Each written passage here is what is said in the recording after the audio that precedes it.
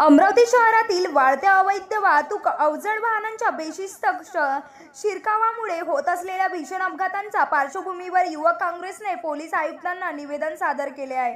नुकत्याच झालेल्या अपघातात 2 निष्पाप नागरिकांचा मृत्यू झाल्यानंतर शहरातील वाहतूक व्यवस्थेवर गंभीर प्रश्नचिन्ह उपस्थित झाले आहे।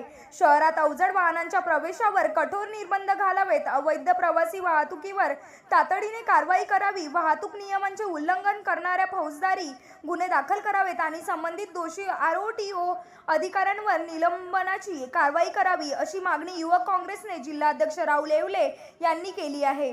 मागण्या मान्य न झाल्यास नागरिकांच्या सुरक्षेसाठी तीव्र आंदोलन छेडण्याचा इशाराही युवक काँग्रेसने प्रशासनाला दिला आहे।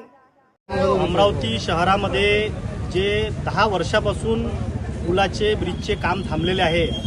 आपण पाहतो रेल्वे ब्रिज राजकमल चौकात जाण्याकरिता तो बंद अवस्थेत असल्यामुळे शहरामध्ये वाहतूक कोंडी निर्माण झाली आहे आणि प्रत्येक भागामध्ये शाळेची जेव्हा सुट्टी होते, ऑफिसेसचा टाइम असतो, त्यावेळेस गर्दी वाढलेली असते आणि अशा परिस्थितीमध्ये हे शासन प्रशासन झोपलेलं आहे। या आपल्या अमरावती शहरामध्ये अवैध जे वाहन आहे, ज्यांना बंदी असतानाही ते शहरामध्ये शिरतात, अशा वेळेस आरटीओवर दोषी अधिकाऱ्यांवर तात्काळ कारवाई झाली पाहिजे। या मागणीसाठी युवक काँग्रेसच्या वतीने आज आम्ही सीपी साहेबांना निवेदन देण्याकरिता इथं आलेलो आहे।